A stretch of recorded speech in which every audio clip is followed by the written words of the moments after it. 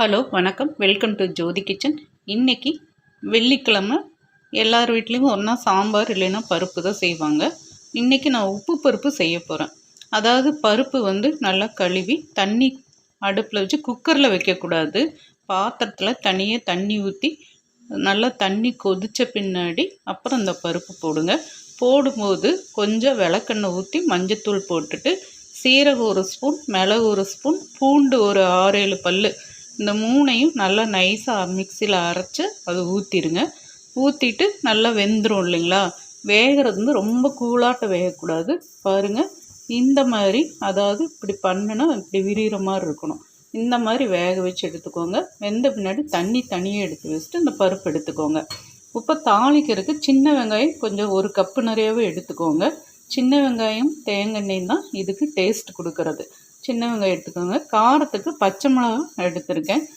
2-3 மிளகா போட்டிங்கன்னா போதும். இல்லை கொஞ்சம் காரமாக வேணுனாலும் நீங்கள் போட்டுக்கலாம்.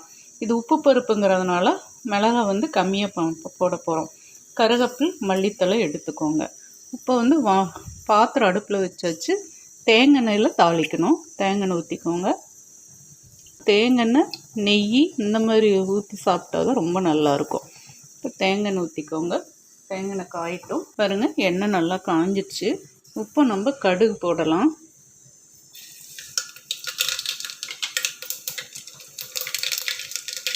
கருவேப்பிலை, பச்சை மிளகா போட்டுக்கோங்க. இது நல்லா வதங்கட்டும். பாருங்கள், பச்சை மிளகா வதங்கிடுச்சு. இப்போ நம்ம சின்ன வெங்காயத்தை போட்டுக்கலாம்.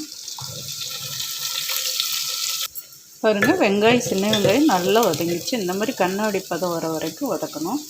இப்போ நம்ம இந்த கொத்தமல்லி தலையும் இந்த வதக்கும் போதே போடுங்க. அப்போ தான் அந்த பருப்பு நல்ல மணமாக இருக்கும்.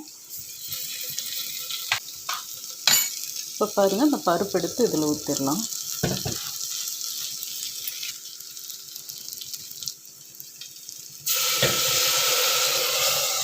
போட்டுக்கோங்க. கொதிக்கட்டும். வச்சுட்டு 2 நிமிஷம் தான். இந்த மாதிரி நல்லா கொதிக்குது.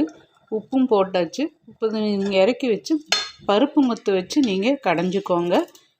மிக்சியில் போடக்கூடாது. நெய் ஊற்றி சாப்பிட்டிங்கன்னா சூடான சாப்பாட்டுக்கு செம்ம டேஸ்ட்டாக இருக்கும். இதுதான் உப்பு பருப்பு, கெட்டியான பருப்பு. இப்போ நம்ம இதை இறக்கி வச்சுட்டு கடைஞ்சி எடுத்துக்கலாம். வச்சு இப்போ இதில் நெய் ஊற்றி கலக்கி வச்சுக்கோங்க. டேஸ்ட்டாக இருக்கும். நீங்களும் இந்த மாதிரி செஞ்சு பாருங்கள். நன்றி, வணக்கம். கலக்கி